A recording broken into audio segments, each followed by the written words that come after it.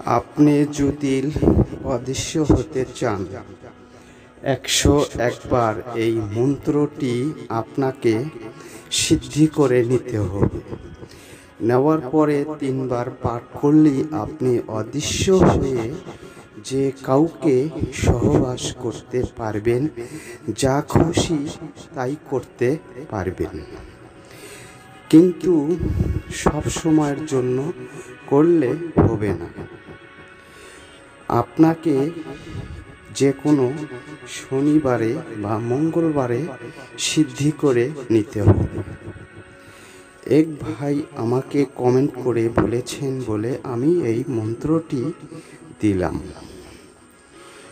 সবার জন্য করলে বিপরীত ক্ষতি হতে পারে। যারা সঠিক ব্যক্তি রয়েছেন, মিথ্যা কথা বলেন না, শুধু তাদের জন্য এই মন্ত্রটি। যদি ভালো লাগে শেয়ার